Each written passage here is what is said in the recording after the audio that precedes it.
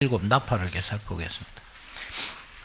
저희 겨울에 좀 잘난 싶더만은 막판에 감기가 조금 있어서 약을 먹었더만은 해롱해롱합니다. 그래서 좀 버벅거리다도 이해해 주시고 될 수 있으면 조금 오늘 일찍 마치도록 그렇게 하겠습니다. 나팔의 개념은 뭐라 그랬습니까? 나팔은 하나님께서 그 백성들을 불러 모으는 음성, 그죠? 그 다음에 전쟁하라고 부르시는 음성, 그 다음에 행진하라고 부르는 음성, 그렇게 이해할 수 있습니다. 이 민수기 같이 한번 쳐볼까요? 민수기 10장.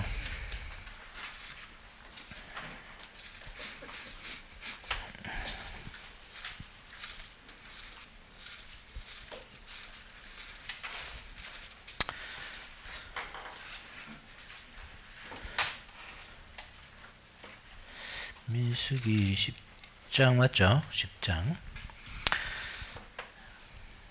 1절부터 10절까지 같이 한번 읽어봅시다. 한 절씩. 여호와께서 모세에게 말씀을 이르시되 은나팔 둘을 만들되 두들겨 만들어서 그것으로 회중을 소집하며 진영을 출발하게 할 것이라.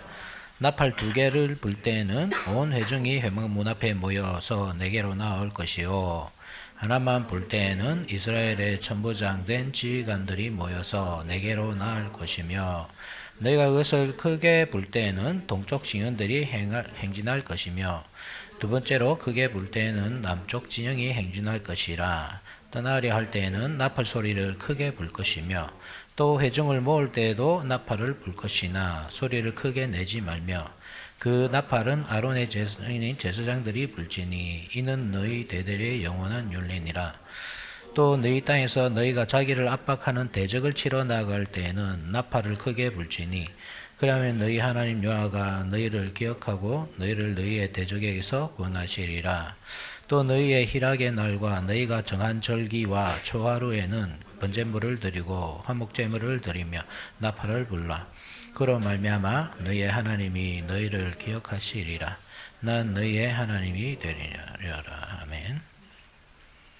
그죠?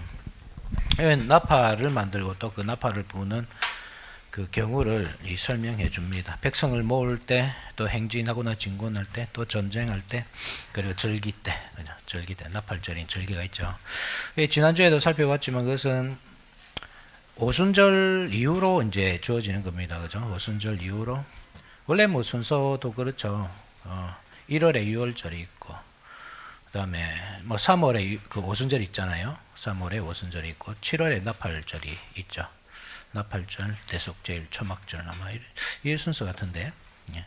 어쨌든 그런 식으로 그 오순절 다음에 나팔절이 주어지는 것처럼 실제로 그 제자들이 마가에 들어가서 이제 기도할 때에 하나님께서 성령을 보내주시고 그리고 그 이후로부터 이제 설교를 할 수 있도록 그 설교를 통해서 지금 전쟁을 하고 있는 중입니다. 복음의 전쟁.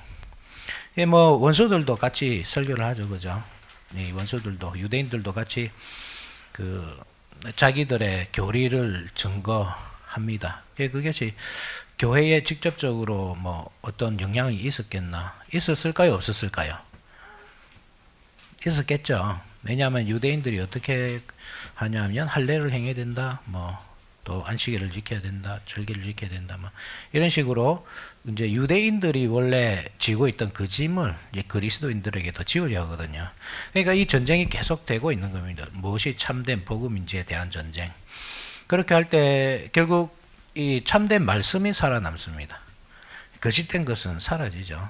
그래서 항상 우리 교회사를 통해서 이단들의 역사를 보면 계속 생겼다가 없어졌다, 생겨졌다가 없어졌다. 그러니까 원래 새롭게 생겨나는 이단을 보면 전혀 새로운 것이 아닙니다. 다 앞에 이단들과 연결되어 있죠. 죽었다가 부활했다, 죽었다가 부활했다, 이렇게 하는 겁니다. 그 잘못된 교리라는 것은. 근데 하나님의 말씀은 항상 일정하죠, 그죠? 일정하고 규칙적이고, 변함이 없고. 그래서 이 그룹이 부딪힐 때, 참복음을 가진 사도들과 또 거짓 복음을 가진 이 유대인들이 부딪힐 때 항상 교회가 승리하게 되어 있다. 그런 사실을 이제 보여주죠. 애기들 누구입니까? 조카들. 아, 갑자기 안 보고 있다 보니까 똘망똘망 애들이 있길래 눈가 싶어가지고 아이고 그랬구나. 누구 조카죠? 아 그렇죠. 필리핀 간다는 가기 전에 한번 이제 왔네. 그렇구나. 그래. 자 그래서 첫 번째, 두 번째, 세 번째 나팔까지 살펴봤습니다. 그죠? 첫 번째 나팔 이 불 때 이제 땅에 이 심판이 임하죠. 그죠? 땅은 뭐라 그랬습니까? 항상 땅 하면 이스라엘 백성들을 떠올려야 된다. 가나안 땅. 그죠? 그 가나안 땅을 떠올려야 되고. 두 번째 나팔을 불었을 때는 바다에 떨어지죠. 바다는 세상 이방 나라. 그냥 뭐 이게 아주 전혀 근거 없는 그냥 막 갖다 붙이는 그런 말이 아니라고 했습니다. 그죠? 지난주에 설명을 드렸지만 이 가나안 땅을 벗어나면 바다입니다. 그죠?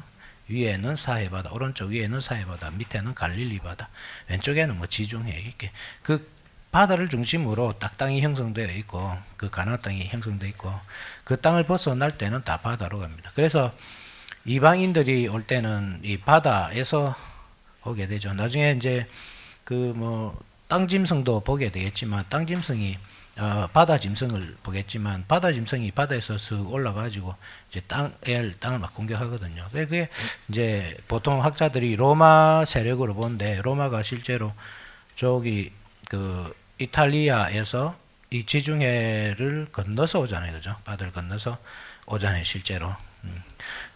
그런 의미에서도 역사적, 지리적, 그리고 성경의 여러 가지 상징 언어들 다 살펴봐도 바다라고 할 때는 이방이라는 것이 아주 명백해집니다.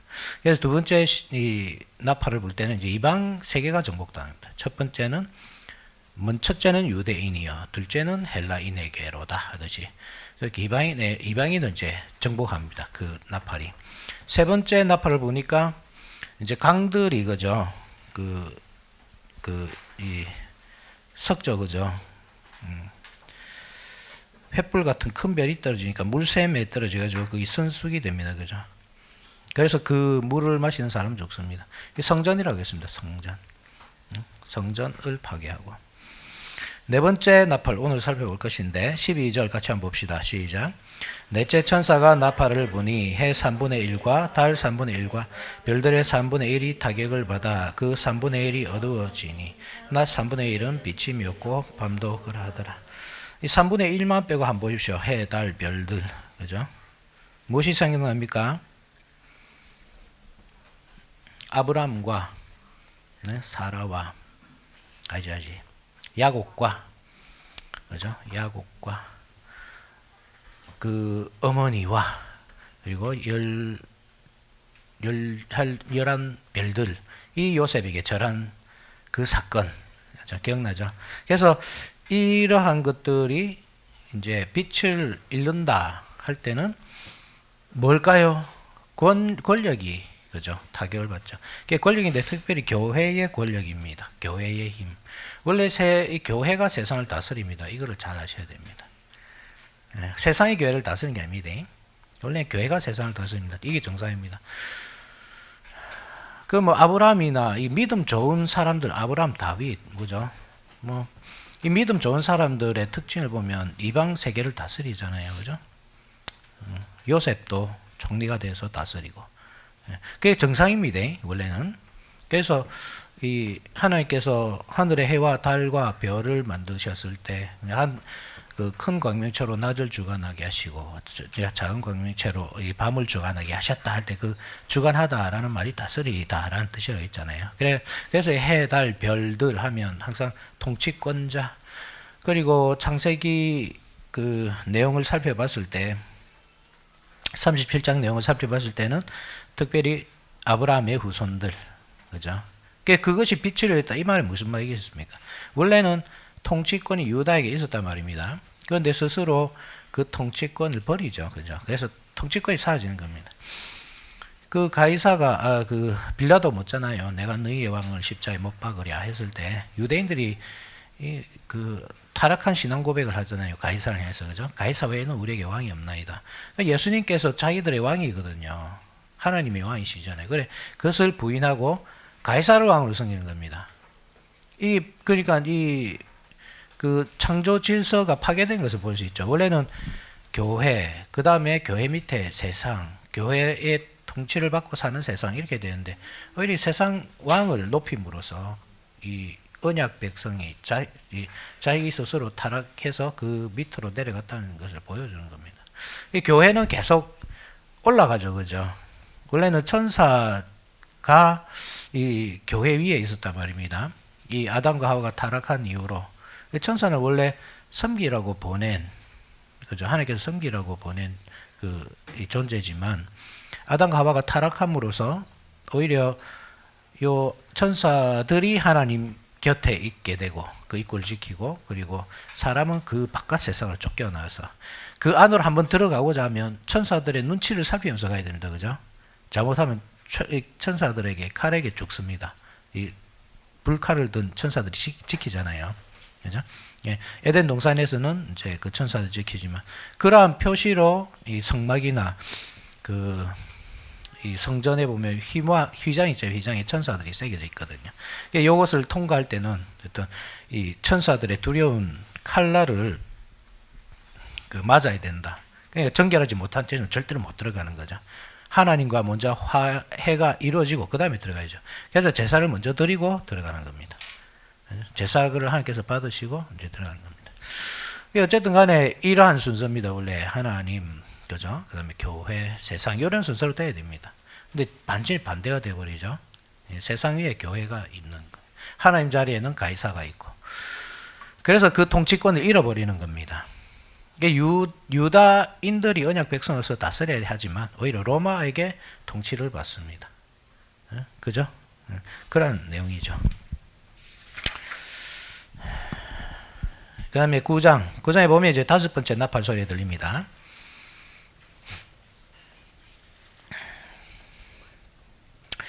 1절 같이 읽어봅시다. 시작. 5째 천사가 나팔을 부매 내가 보니 하늘에서 땅에 떨어진 별 하나가 있는데 그가 무저갱의 열쇠를 받았더라. 자, 이 존재는 누굴까? 하늘에서 떨어진 별. 별이 항상 이 이스라엘 백성들, 아브라함의 후손, 하늘의 별과 같이 이렇게 할 때, 그죠? 그렇게만 생각하시면 안 됩니다. 하늘의 별과 같다라고 할 때는 사람의 위치가 그러한 존재가 될 것이다, 이런 의미거든요. 그래서 이 별이라고 할 때 성경에서는 물론 뭐 이스라엘 백성들도 아브라함 후손들도 별들이지만 천사들을 향해서도 별들이라고 합니다. 무슨 전쟁이죠? 드보라와 바락이 시스라 군대와 싸울 때 그 드보라가 나중에 그 시스라를 물리치고 나서 노래를 부를 때 별들이 하늘에서 싸웠도다, 이렇게 별들도, 그죠? 천사들도 이 망군, 그러니까 우리 눈에는 사실 안 보이잖아요, 천사가. 그렇지만 항상 천사들이, 이 천군 천사들이 대기하고 있습니다, 전쟁을 할 때. 그리고 싸웁니다, 같이, 그죠? 천사들도. 어쨌든 그 별 중에 하나가 떨어진 겁니다. 그리고 그는 무저갱의 열쇠를 가지고 있습니다. 자, 이 천사가 누구일까요?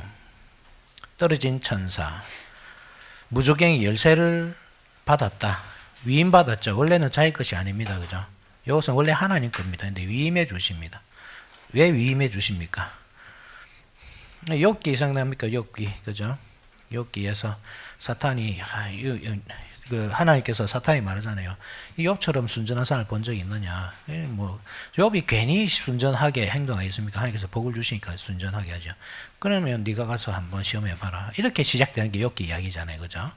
그처럼 무저갱의 열쇠를 하나님께서 맡기심으로써 이 시험을 주고 있는 겁니다, 땅에, 그죠? 그래서 욥기에서도 그렇지만 마귀 사탄은 그래서 실제로 해치지는 못합니다. 시험을 계속 주고 그 믿음을 빼앗으려고 하고 예수님을 못 믿게 하는 거죠. 또 이사야 14장 12절 말씀이 생각나죠, 그죠? 하늘에서 별이 떨어지는 사건. 이사야 한번 찾아봅시다. 14장 12절.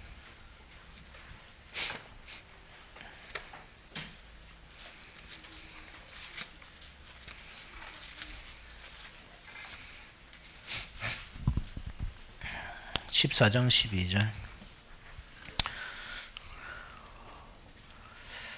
12절, 13절, 14절까지, 15절까지 읽어봅시다. 한 목소리로.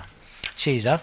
너 아침의 아들 계명성이여 어찌 그리 하늘에서 떨어졌으며 너 열국을 엎은 자여 어찌 그리 땅에 찍혔는고 내가 내 마음에 이르기를 내가 하늘에 올라 하나님의 뭇별 위에 내 자리를 높이리라 내가 북극 지폐의 산에 앉으리라 가장 높은 구름에 올라가 지극히 높은 이와 같아지리라 하는도다.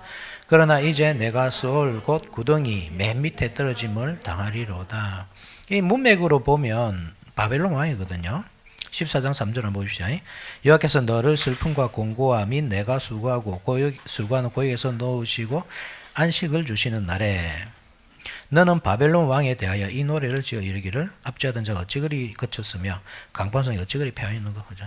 바벨론 왕에 대한 심판이 계속 연결된 것이 이겁니다. 그래서 아침의 아들 계명성이요. 보통 이제 이게 이 부분을 이제 그 라틴어 성경에서는 루시퍼로 번역을 하죠. 그래서 루시퍼가 악마다 이런 식으로 하는데 1차적으로는 바벨론의 왕입니다. 그죠? 문맥상 그렇습니다. 그래서 바벨론 왕이 얼마나 교만했는가.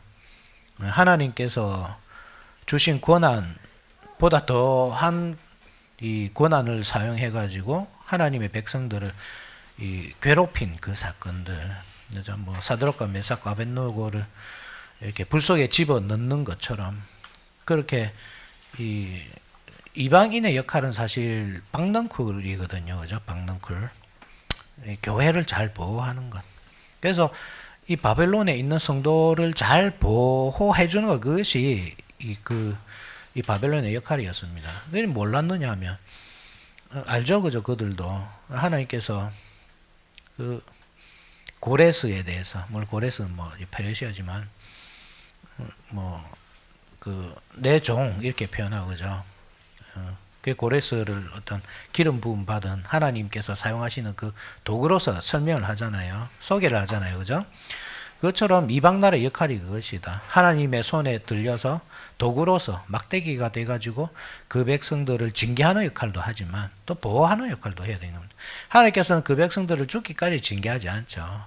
회개하기까지만 징계하는데 바벨론은 죽기까지 징계를 하려고 한 것입니다. 그래서 이러한 심판을 당하게 되죠. 그죠? 네가 교만했다. 하나님처럼 네가 행동했다. 이렇게. 그것이 여기서 어떻게 연결되느냐. 여기서도 그러면 뭐 바벨론 왕에 대한 심판이겠습니까?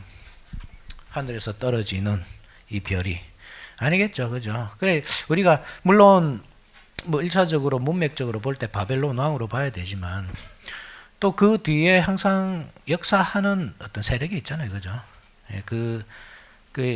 이 마귀 사탄이 항상 얼굴이 여러 가지거든요.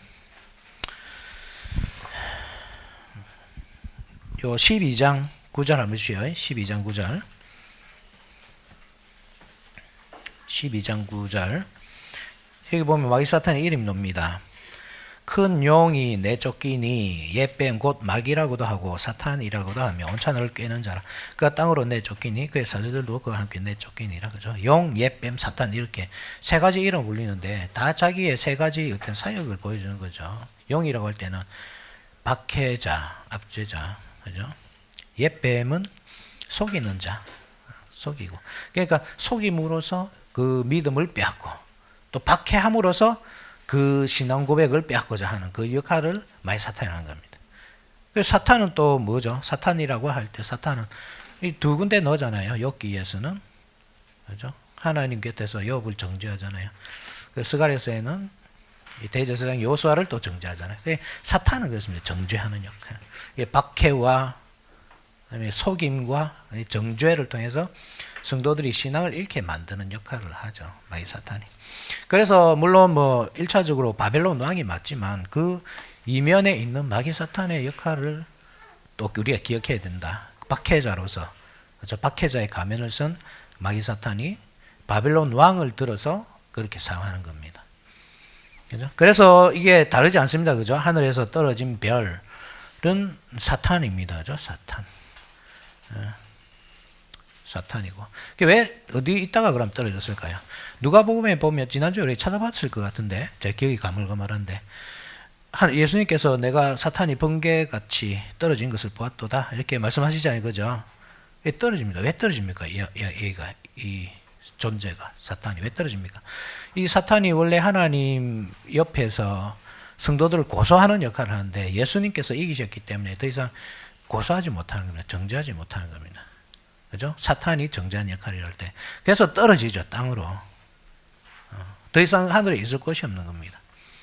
떨어져서 뭘 하느냐? 무적의 열쇠를 받은 겁니다. 그 역할이 떨어졌기 때문에, 땅으로 떨어져 버렸기 때문에 더 이상 아무 역할도 안 하는 것이 아니고 무적의 열쇠를 가지고 성도들을 시험하는 그 일을 맡은 겁니다. 그래서 그 믿음이 참된가 거짓된가 그것을 밝혀내기도 하고, 그죠? 단련하기도 하고, 그 백성들을. 그 단련을 통해서 정금같이 거듭나게 하시고, 그리고 정금같이 나왔을 때 그 성도들을 가지고 이제 성전 건축을 하죠. 교회 건축. 그래서 20장입니까? 하늘에서 예루살렘 성이 내려오는 것. 새 예루살렘 성이 내려온 것. 그 성도들로 말미암아 지어진 새 성읍, 새 성전. 그렇습니다. 교회죠. 자, 그렇습니다. 그래서 그 별이 떨어져서 무정의 열쇠를 받고,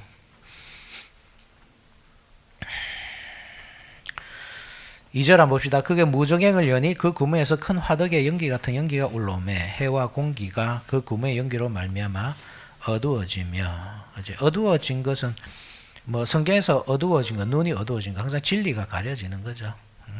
진리가 가려집니다. 그죠? 무정행의 열쇠, 무정행의 이 문이 열리고 연기가 막 올라오니까 뭐가 뭔지 구분이 안 되는 겁니다. 이런 전 역사 가운데 있습니다. 그죠? 속이는 일, 옛뱀이 속이는 그 일 항상 있습니다. 그래서 우리에게는 뭐가 있습니까? 우리의 신앙 고백이 있죠. 신앙 고백이 뭐냐? 신앙 고백이 뭐 하는 겁니까? 신앙 고백은 한편으로는 표지판이죠. 그죠? 성도가 어느 쪽으로 가야 할지. 그러니까 우리 인생이 하나의 여행이라고 할 때, 그 천국으로 가는, 죽음을 통해서 천국으로 들어가는 그 여정이라고 할 때 그 표지판을 보고 잘 따라가야 됩니다. 신앙 고백의 표지판. 그거를 잘 못 보면 길을 잃어버립니다. 그죠? 그래서 잘 따라가야 된다는 거고. 또 하나는 뭐냐면, 신앙 고백이 하는 일은 뭐냐면 이 아군과 적군을 분별하게 해주는 역할을 하죠. 군복하고 똑같습니다. 우리나라 군인도 있고 북한 군인도 있지만 군복이 다르죠. 그죠? 같으면 어째 되겠습니까? 아군인지 적군인지 안개가 자욱이 끼 있는 겁니다. 근데 저기도 청개구리 옷을 입고 여기도 청개구리 옷을 입으면 그러면 서로 막 쏘겠죠. 쏘지도 못하고 묻지도 그래야 되잖아요. 그래서 우리끼리 다 암호를 정해 놓는 겁니다. 우리가 고구마하면 니는 감자해야 된다. 딱 정한 겁니다. 그거는 절대 원수들이 새 나가면 안 됩니다. 그죠? 그러면 간첩들이 오다가 고구마 하는데 감자 해가지고 와가지고 뭐 무너뜨리겠죠. 그죠? 그래서 그 암호는 절대 우리가 지켜야 할 것입니다. 그게 뭐냐면 신앙 고백입니다. 그래서 우리가 신앙 고백을 통해서 우리가 형제인지 원수인지 구분할 수 있습니다. 마귀 사탄이 무적행의 열쇠를 열어놨습니다. 무적행. 그래서 연기가 항상 올라옵니다. 여기서 온갖 이단들이 다 나타나죠. 여기서 길 잃는 성도들도 나타나고, 그죠? 온갖 유혹들이 있고. 3절에 또 황충이 연기 가운데로부터 땅 위에 나오매 그들이 땅에 있는 정갈의 권세와 같은 권세를 받았더라. 황충이 올라옵니다. 황충은 여러분 그거 생각하셔야 됩니다. 그 애굽의 10가지 재앙, 그죠? 그 메뚜기 재앙이 있잖아요. 메뚜기가 뭐합니까? 우박으로 농사를 다 망치잖아요. 하나님께서 거기서 남은 것을 다 깔아먹어요. 황충이. 이 최종적인 그 심판의 도구죠. 그죠? 먹을 것을 다 빼앗는 거. 근데 조금 특이한데, 어떤 특이한지 보죠. 4절 보죠. 4절. 같이 읽읍시다. 시작.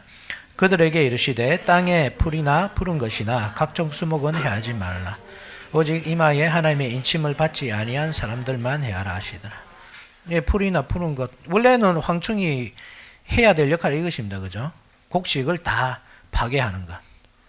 그래서 기근이 임하게 한 게 이것입니다. 그런데 그것을 해하지 말라 하고 이마에 인침받지 않은 자, 이마에 인침받은 사람은 우리가 7장에서 봤습니다. 그죠? 7장 11사절이었죠. 내가 인침을 받은 자의 수를 들으니 이스라엘 자손의 각 지파 중에서 인침을 받은 자들이 14만 4천이니라. 이스라엘 백성 12지파, 신약의 사도들 12사도. 그래서 이 곱하기 12 곱하기 12 144에 완전수 1000에서 14만 4천이라고 했죠. 그죠? 그 성도들, 그 하나님께서 부르신 완전한 부르심이죠. 그죠? 완전한 부르심. 그 예수님께서 위하여 죽으신, 그 성령께서 불러 모으고 계신 그 성도들을 빼고는 다 해야하라. 그렇지만 식물을 해야지 말아야. 그래서 무슨 말입니까? 이것이 이 심판이 어떤 육적인 그 죽음보다 영적인 죽음이다. 이것이. 그죠? 영적으로 계속 죽게 만드는 겁니다. 이렇게. 그 전쟁이. 영적 기근이죠. 그러니까. 풀과 이 푸른 채소들을 다 사게 하는 것은 우리가 먹는 양식이잖아요. 그게 없어지는 건데 그것이 아니고 영적인 양식을 없애는 것. 아모스 8장 11절 기억납니까 혹시? 그죠? 떡이 없어 배고픔도 아니고 물이 없어 가람도 아니고 말씀이 없는 기갈이라. 그죠? 아모스 8장 11절. 바로 그러한 심판이 이제 임했다 이겁니다. 그렇지만 그렇게 인침받지 않은 사람들을 심판하지만 다 죽이지는 않습니다. 죽이지 못하게 하십니다. 5절에 그런 내용입니다. 그러나 그들을 죽이지는 못하게 하시고 5달 동안만 괴롭게만 하게 하시는데 그 괴롭게 하면 정갈이 사람을 쏠 때에 괴롭게 함과 같더라. 그죠? 광야 생활이 생각나죠. 정갈. 광야 이 신명기 8장 15절에 보면 그런 내용이 있습니다. 광야를 지날 때 정갈이 있었다. 그죠? 그 정갈도 있고 불뱀도 있고 그런 가운데서도 하나님께서 안전하게 지키셔서 너희들이 지나올 수 있었다. 안전하게 이렇거든요. 그런데 지금 광야 생활 중인데 안전하지 못한 겁니다. 그죠? 지금 왜 안전하지 못합니까? 하나님께서 지켜주지 않으니까 유대인들을 지켜주지 않기 때문에 그 정갈에게 막 쏘이고 있는 겁니다. 5달 동안 왜 하필이면 5달 동안일까요?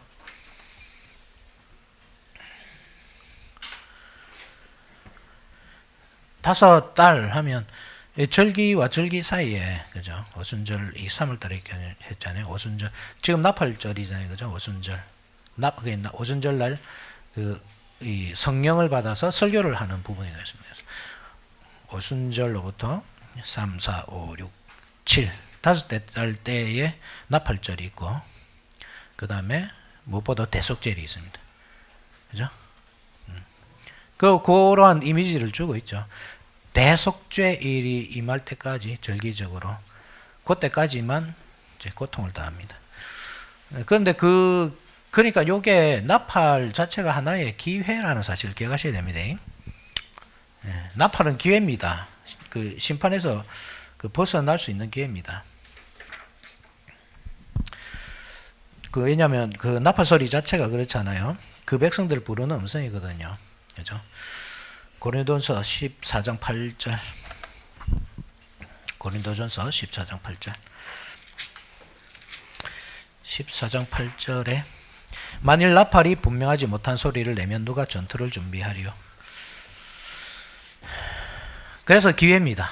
나팔 소리가 들릴 때 아직 기회가 있습니다. 5달 동안이라는 기회가 있습니다. 그렇지만 이 기회를 놓치면 기회가 있습니다. 대속죄일은 모든 제사의 완성이죠. 그죠? 제사의 완성입니다. 이때 제사장은 지성소까지 들어갑니다. 완전히.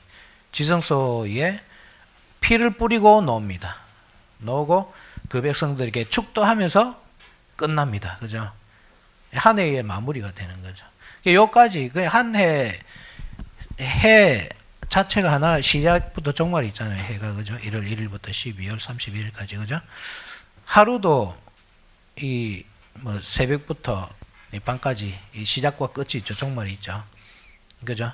성경에서 항상 그런 개념이 있다는 사실을 기억하셔야 됩니다. 시작과 종말, 그죠? 알파와 오메가. 그것이 있는데 그 종말까지, 그죠? 회개할 기회를 주시는 겁니다. 요 5달 기간이 끝나면 그때는 이제 더 이상 회개할 기회가 없습니다. 그래서 자꾸 이 일곱 나팔을 보면 3분의 1, 3분의 1 하는 게 그렇습니다. 하나님께서 남겨두신다. 3분의 2는 남겨두시잖아요. 그죠? 그렇게 회개할 기회를 계속 주시고 돌아올 기회를 주시고. 그렇지만 7 대접 심판에서는 살아남지 못할 것입니다. 그때는 완전히 완성되거든요, 심판이.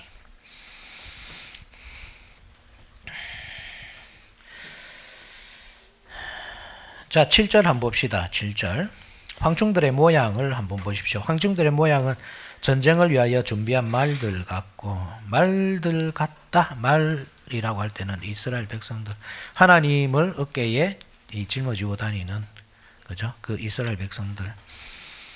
그 머리에 금 같은 관 비슷한 거 썼고, 그죠? 이 금 면류관이 아닙니다. 실제 성도들은 면류관을 쓰고 있지만, 그들은 그렇게 보이지만, 그죠? 실제 그렇지 않습니다. 그 얼굴은 사람의 얼굴 같고, 그죠? 인간의 얼굴 같고, 또 여자의 머리털 같은 머리털이 있고, 그리스도의 신부, 하나님의 신부죠. 명목사로 하는 거죠. 그 이빨은 사자 이빨 같고, 유다 지파잖아요. 유다 백성들 사자 이빨 같고, 또 철 호신경 같은 호신경이 있고, 그 날개들의 소리는 병과 많은 말들이 전쟁터로 달려가는 소리 같으며, 잘 보시면 이 온갖 잡다한 것이 섞여 있습니다. 이게 이제 유대인들의 모습이겠죠, 그죠? 원래 유대인들의 모습. 그런데 실제로 그러한 역할들을 다 하지는 못합니다.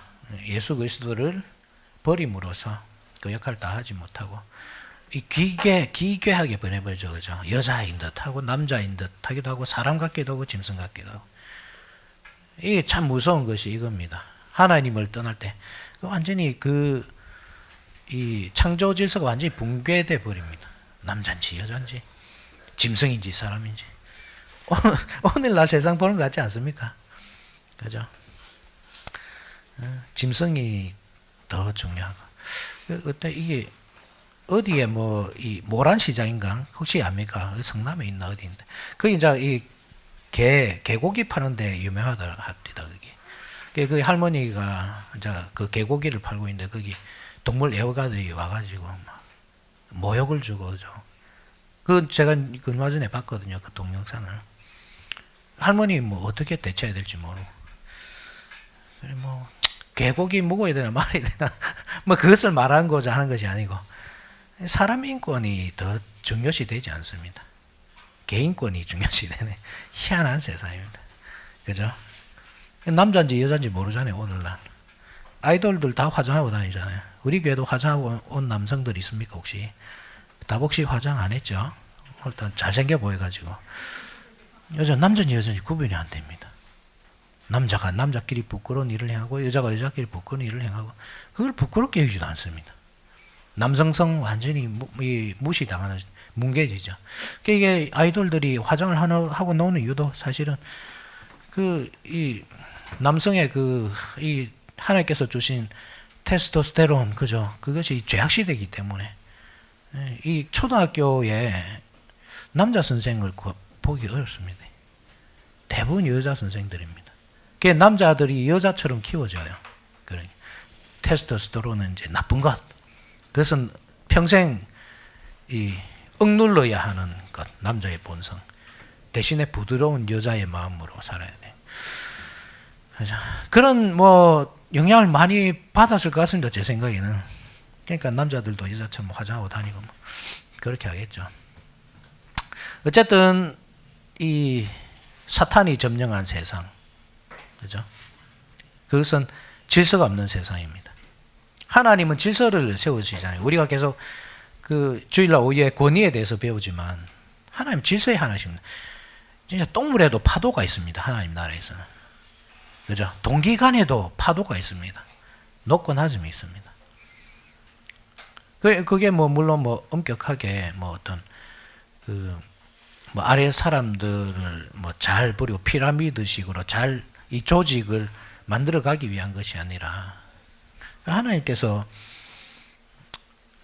어떤 분이신지, 그 권위를 누구에게 주시는지, 그리고 하나님께서 그 권위를 주셨다고 할 때 우리가 그러한 권위를 어떻게 대해야 되는지, 그런 것을 가르쳐 주는 것이죠. 그죠? 남자가 다르고 여자가 다릅니다. 여자의 머리는 남자입니다. 아무리 시대가 변했다 해도. 남성들 여러분, 설거지 해 주십시오.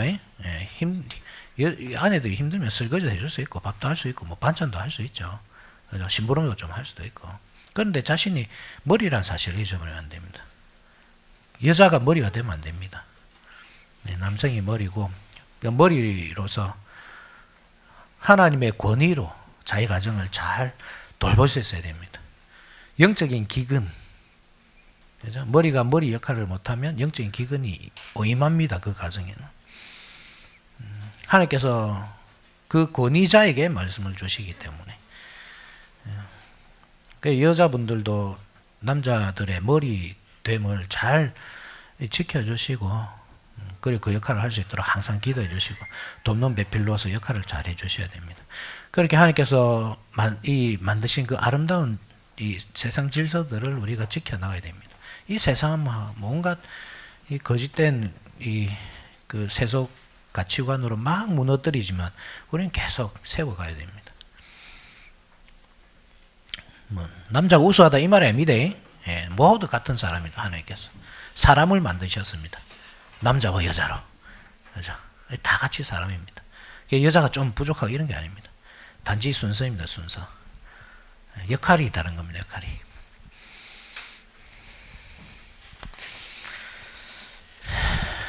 자, 그들은 그래서 그 이름이 아바돈입니다. 11절 보세요. 그들에게 왕이 있으니 무저갱의 사자라. 히브리어로는 그 이름이 아바돈이요 헬라어로는 그 이름이 아볼론이라. 아바돈이든 아볼론이든 같은 의미입니다. 그죠? 파괴자. 창조 질서의 파괴자. 다 파괴해 버립니다. 그죠? 그렇지만 우리는 세워 나갑니다.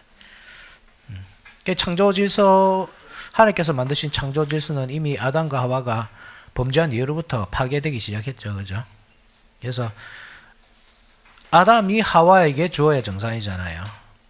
아담이 여러분 이 한 가정의 남편이기 이전에 그 교회 에덴이라는 교회의 목회자는 사실 기억하셔야 됩니다. 그죠? 왕 같은 제사장.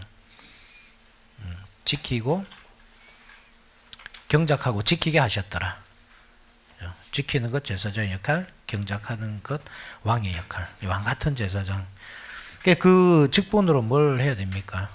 당연히 그 우리가 성찬식 할 때 목사가 성도들에게 이렇게 성찬 떡과 잔을 나눠주듯이 그것은 직분자인 아담이 해야 될 일입니다.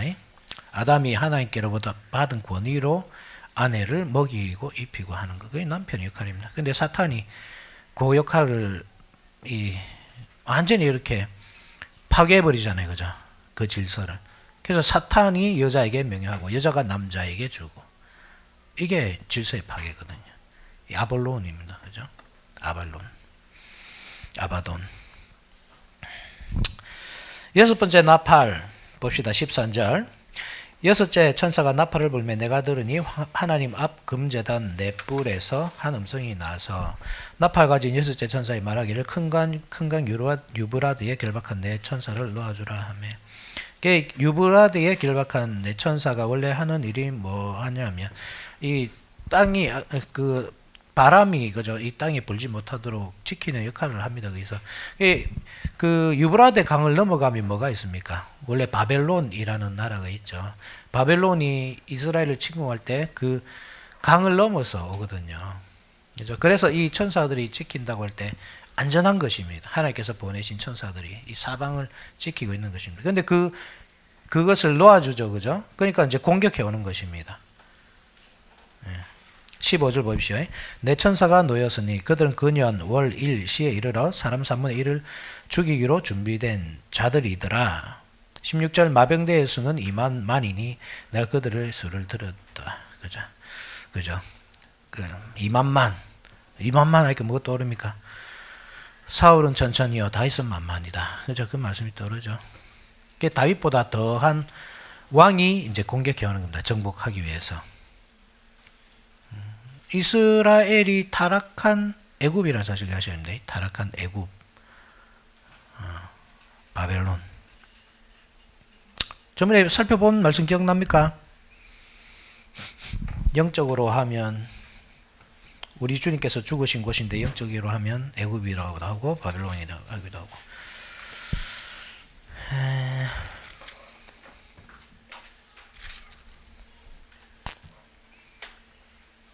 누가 한번 찾아보시겠습니까 혹시?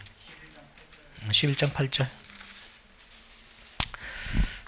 이 복습을 열심히 하네, 우리 김우건 성도님이. 자, 11장 8절 같이 한번 읽어봅시다. 시작. 그들의 시체가 큰 성 길에 있으리니 그 성은 영적으로 하면 소돔이라고 하고 애굽이라고도 하니 곧 그들의 주께서 십자가에 못 박히신 곳이라. 그죠? 예수께서 십자가에 못 박히신 곳이 예루살렘이라고 할 때 그것이 바로 소돔이고 그것이 바로 애굽이다. 그 말이죠. 그것으로 진군에 들어가는 겁니다. 2만만의 군대가. 그죠? 17절. 이 같은 환상 가운데 그 말들과 그 위에 탄 자들을 보니 불빛과 자줏빛과 유황빛 호신경이 있고 그 말들의 머리는 사자머리 같고. 참 유대인입니다. 그죠? 참 유대인 사자. 그 입에서 불과 연기와 유황이 나오더라. 소돔과 고모라를 심판하던 그 불과 연기와 유황이 생각나지만 요엘서 2장도 생각나셔야 됩니다. 그죠? 피와 불과 연기 기둥. 그게 베드로가 이 말씀을 언제 인용합니까? 오순절날 설교할 때 이 본문을 인용하잖아요. 피 뭡니까? 피 6월절 불과 연기 기둥 출애굽. 그죠? 그러니까 아모스 선지자가 말하는 것은 출애굽입니다. 출애굽. 너희들이 이제 참된 출애굽을 경험하게 될 것이다 했는데 그게 언제 일어나느냐? 예수님께서 돌아가시고 성령께서 오셨을 때. 성령께서 하시는 일이 그 백성들을 출애굽시키면서 예수 그리스도 안으로, 가나안 땅이 아니라 그죠? 예수 그리스도 안으로 이끌어들이는 역할을 하는 겁니다.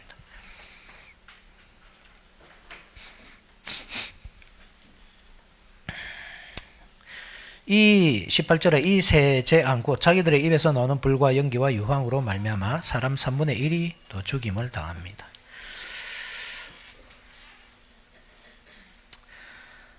이게 이제 6번째 나팔의 첫 번째 환상입니다. 그 6번째 나팔을 보면 환상이 3개가 나오거든요. 첫 번째 환상. 두 번째 환상은 10장에 나오죠. 10장. 내가 또 보니 힘센 다른 천사가 구름을 입고 하늘에서 내려온대. 그 머리 위에 무지개가 있고 그 얼굴은 해같고 그 발은 불기둥 같으며. 힘센 다른 천사, 예수 그리스도로 보시면 됩니다. 그럼 천사, 예수님을 천사를 할 수 있느냐? 계속 우리 천사를 존재로 보면 그죠? 이해가 안 되지만 존재론적으로 보지 말고 이 천사로 갈 때는 그 사역을 보시면 됩니다. 사역으로 보시면 천사, 그러니까 사자죠, 그죠? 하나님의 사자. 하나님의 사자로서 그 말씀을 증거하는 역할을 하는 것. 천사들도, 영적인 천사들도 그 역할을 하지만 예수님도 그 일을 하셔야 돼요. 하나님의 일을. 그죠? 그래서 목회자도 인간 천사잖아요. 우리가 요한계시록 이 7교회를 보았듯이 그 7사자거든요. 7사자에게 편지를 보내죠. 그 7사자 할 때 인간 천사, 인간 목회자, 사자가 천사. 그러니까 사역적인 면으로 볼 때 충분히 이해가 되죠. 그래서 힘센 다른 천사, 그리고 이런 천사가 있을 수 있습니까? 구름을 입고, 그죠? 머리에 무지개가 있고, 무지개는 어디에 있었습니까? 하나님의 보좌에 있었잖아요. 사장에서 봤죠, 그죠? 하나님의 보좌에 있는 그 무지개가 어떻게 천사의 머리 위에 있겠습니까? 그 얼굴이 해 같고, 해, 그죠? 의로운 태양, 그죠? 예수 그리스도. 그 발은 불기둥 같고, 불기둥 출애굽을 떠올리죠, 그죠? 이렇게 그 백성들을 가나안 땅으로 인도해 들이시는 불기둥과 구름 기둥. 구름을 입었다 그 자체도 그렇습니다. 예수님께서 구름을 타고 가시고 구름을 입고 오시고 타고 오시고.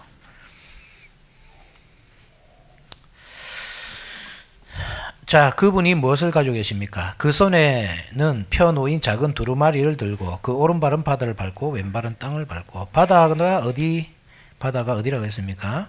로마, 이방세계. 왼발이 밟고 있는 땅은 유다. 원래 오른편에 누가 있어야 됩니까? 유다가 있어야 정상이잖아요. 그죠? 근데 유다가 지금 왼편에 있습니다. 마치 야곱이 요셉의 아들들을 축복할 때 손을 어긋 맡겨서 축복하듯이. 그죠? 그렇게 해서 에브라임에게 더 큰 그 영광을 주잖아요. 므낫세도 대단하지만 하지만 에브라임이 더 큰 민족이 될 것이다. 두 배의 복을 주의 장자로서 그죠? 그처럼 오른발이 바다에 있습니다. 원래는 오른편에 양을 왼편에 염소를 할 때 이게 반대가 돼야 됩니다. 근데 그 완전히 역전이 일어났죠. 유대인들은 버려지고 있는 겁니다. 지금 버려지고 있고 이방인들이 계속 들어오고 있는 것입니다. 사자가 부르짖는 것 같이 그죠? 유다의 사자 시편 29편에 놉니까? 한번 찾아볼까요? 시편 29편 이런 것도 한번 확인해 보면 좋을 것 같습니다. 시편 29편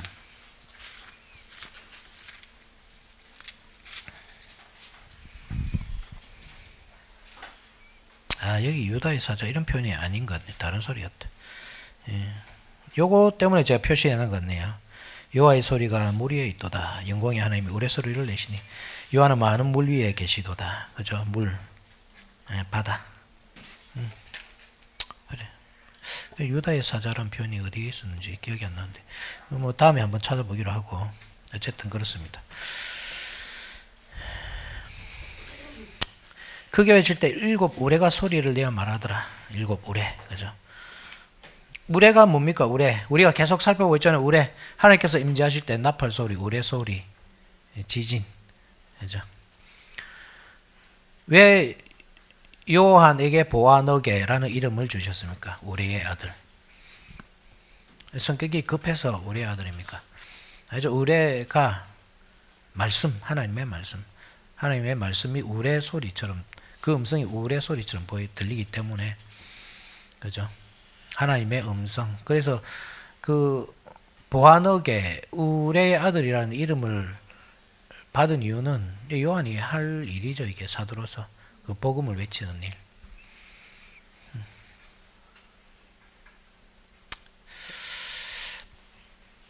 4절을 보면 더 확실해지죠. 일곱 우레가 말을 할 때에 내가 기록하려고 하다가 우레가 소리를 받는데 왜 기록을 하겠습니까? 우리가 생각하는 우레는 우르르 쾅쾅이잖아요. 그죠? 근데 그게 우레 소리가 아니고 성경에서는 하나님의 말씀이 우레 소리이기 때문에 그것을 다 받아서 기록하는 겁니다. 하늘에서 소리가 나서 말하기를 일곱 우레가 말한 것을 임봉하고 기록하지 말라 하더라. 아직까지 임봉되어 있습니다. 일곱 우레가 말한 것은 아직까지 말하면 안 됩니다. 그죠? 또 임봉되어 있습니다. 그렇지만 요게 열릴 때가 있을 것입니다. 나중에 보면 나오겠죠.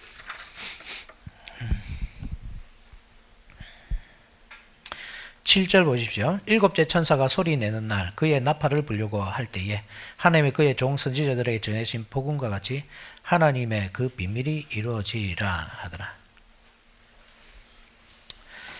자, 11장에 보면 이제 세 번째 환상입니다. 두 정인이 나타납니다.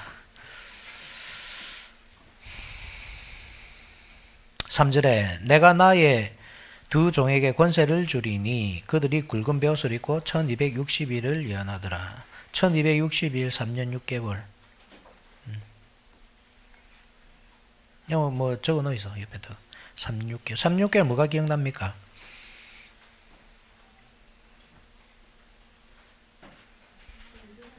응? 엘리야. 그죠? 엘리야 시대에 비가 오지 않았던 데가 3년 6개월. 3년 6개월은 42달이죠. 맞습니까? 12 더하기 12 더하기 6. 그죠? 42달. 앞에 42달도 나오잖아요. 성전 바깥 마당은 청량하지 말고 그냥 두라. 이것은 이방인에게 주었은즉 그들이 거룩한 성을 42달 동안 짓밟으리라. 42달. 또 42달 하면 뭐가 떠오릅니까? 1260. 왜 이렇게 다르게 표현했을까? 1261, 42달 이렇게 뭐 같은 말인데 3년 6개월. 왜 다르게 표현할까요? 42달 하면 마태복음에 예수님의 족보가 떨어져. 그죠? 예수님 그러니까 그 아브라함의 후손 다윗의 자손 예수 그리스도의 계보라. 이렇게 하시면서 그 쭉 계보를 이야기해 오는데 아브라함부터 예수님까지 오실 때까지 42대죠, 그죠? 42대 만에 오시잖아요. 그러니까 3년 6개월 하면 엘리야 시대를 떠올리지만 사실은 구약 성경 전체가 떠오르도록 이렇게 장치를 해놓은 겁니다. 두 증인에게 그렇게 권세를 주셨는데 4절에 그들은 이 땅의 주 앞에 서 있는 두 감람나무와 두 촛대. 두 감람나무, 문성명과 정명석 맞습니까? 아멘 안 하죠 아무도. 문성명과 정명석. 아이 진짜 웃기네. 그래 뭐 안중도에서 하여튼 죽었는데 통일교가 왜 아직 유지된지 모르겠어요. 안 죽는다고 그래. 죽었으면 끝 아닙니까? 교주가 안중도 하다가 죽었으면. 그런데 계속 유지된 거 보면 참 어이없죠. 이 많이도 안 죽는다 했는데 실제 죽으면 어찌 될지. 보니까 날마다 이게 쇠락해 가던데 그죠? 그래 죽으면 뭐 끝나겠지 뭐. 자 어쨌든 두 감람나무 누구냐 그러면 두 감람나무 두 촛대. 6절 보십시오. 6절 같이 읽어봅시다. 시작. 그들이 권능을 가지고 하늘을 닫아 그 예언을 하늘 날 동안 비가 오지 못하게 하고. 비가 못 오게 하는 사람은 3, 6개월 동안 비가 못 오게 한 사람은 엘리야. 그죠? 또 권능을 가지고 또 읽읍시다. 시작. 또 권능을 가지고 물을 피로 변하게 하고 아무 때든지 원하는 대로 여러 가지 재앙으로 땅을 치리로다. 물을 피로 변하게 한 선지자 누구죠? 그렇죠. 모세와 엘리야. 이 두 증인입니다. 그죠? 이 두 증인 모세와 엘리야 두 증인이 왜 나타납니까? 유대인들의 죄를 고발하는 겁니다. 자기들은 아브라함의 후손이라 생각하겠죠. 그죠? 그렇지만 모세가 자기들의 선지자라 생각했죠. 그런데 모세 엘리야 그들이 생각 이 대선지자 얼마나 위대한 선지자입니까? 이들은 그들을 고발합니다. 실제로 이 두 증인이 그들의 죄를.